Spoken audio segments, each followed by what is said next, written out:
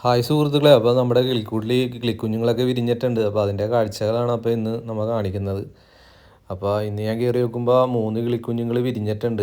അപ്പോൾ ഞാൻ ഒരു ഫസ്റ്റ് ദിവസം എടുത്ത വീഡിയോ ഞാൻ ഇട്ടിട്ടുണ്ടായി, ഷോർട്ടായിട്ട് ഇട്ടിട്ടുണ്ടായി. അന്ന് ഒരു കിളിക്കുഞ്ഞ് വിരിഞ്ഞിട്ടുണ്ട്. അത് കഴിഞ്ഞ് പിന്നെ ഒരു 2 ദിവസം കഴിഞ്ഞപ്പോഴത്തേക്കും 2 കിളിക്കുഞ്ഞുങ്ങളുണ്ട്. അപ്പോൾ ഇന്ന് ഞാൻ കയറുമ്പോൾ 3 കിളിക്കുഞ്ഞുങ്ങളുണ്ട്. അതിൽ 4 മുട്ടയായിട്ടാണ് ഇട്ടേക്കണേന്ന് പറഞ്ഞാൽ. അപ്പോൾ 3 വിരിഞ്ഞിട്ടുള്ളൂ. പിന്നെ ഒരെണ്ണം വിരിയോ എന്നറിഞ്ഞോടാ. അപ്പോൾ ഇപ്പോൾ മെയിലും ഫീമെയിലൊക്കെ തീറ്റയൊക്കെ എടുത്ത് കൊടുക്കുന്നുണ്ട്. അതുകൊണ്ട് നമ്മൾ തീറ്റയൊക്കെ ഇപ്പോൾ അധികം കൂടുതലിട്ട് കൊടുക്കണം. നമ്മളിപ്പോൾ ചെറുപയറും കടല, ഇങ്ങനെയുള്ള സൺഫ്ലവർ, തിനേരി അതൊക്കെയാണ് കൊടുക്കുന്നത്.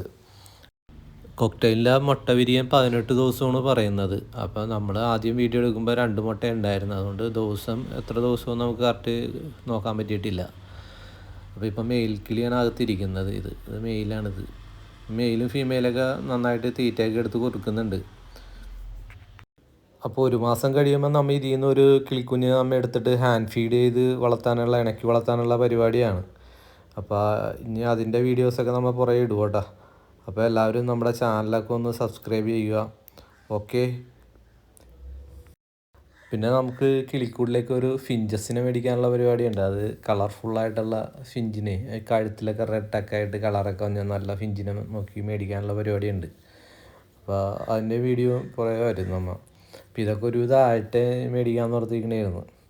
ചെറിയ ഗ്യാപ്പ് മതിയല്ല ഫിഞ്ചിന് പോകാൻ. അതുകൊണ്ട് ആ കൂടിൻ്റെ ഗ്യാപ്പുകളൊക്കെ നോക്കിയിട്ട് മേടിക്കാമെന്ന് ഓർത്തിരിക്കണമായിരുന്നു.